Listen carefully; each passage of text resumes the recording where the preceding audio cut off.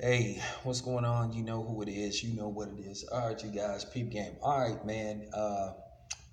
The second week box office numbers are in for the movie Hobbs and Shaw, and Hobbs and Shaw drops 70% of its opening gross, which means Universal is officially declaring it a box office disappointment.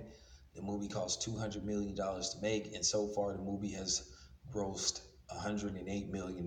Now, most people would say, well, $108 million is great.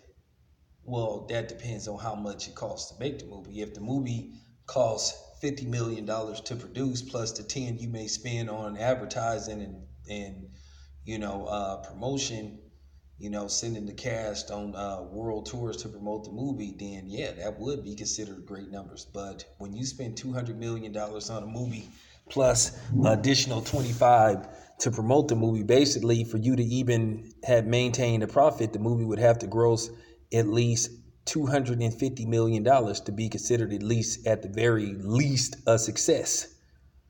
But this movie is far behind its $200 million price tag.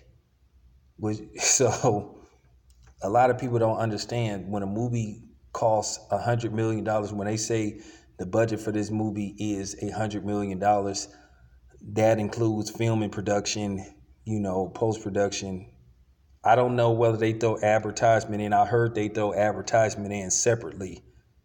So that's why they say, well, for it to turn a profit, it needs to do this much. They say, really, for a movie to be considered a success, it needs to officially make at least 1.5 times of what it costs to make. So basically, if the movie costs like $10 million, like that movie Ma grossed like around $40 million at the box office, but it costs $8 million to make. So that's how it works. Now, Universal has said more than likely they're going to go on with a sequel.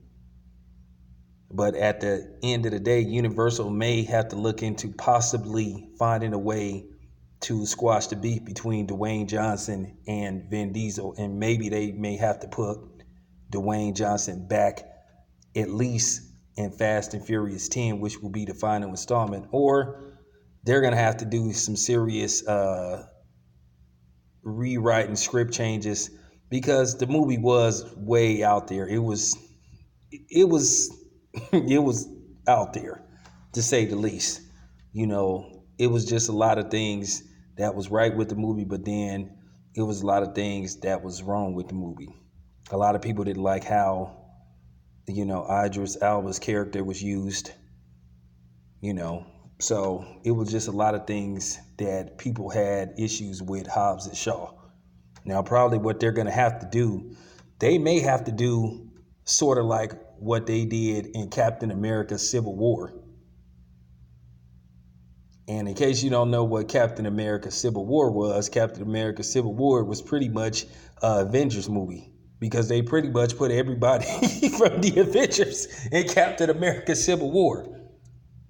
So they may want to consider going that route because it seems like they about to make the Fast and Furious franchise the Avengers of race car driving. Keep in mind, the Fast and Furious started off as race car movie racing movies and theft movies, but then it just turned into spy shit and all that, and saving the world and all that type of shit. So it did just get out there. And I'm gonna talk about something else too. Was really the main reason why the Fast and Furious movies sort of like ain't what they was. So that's all I have to say. This your boy Town Biz. I am out.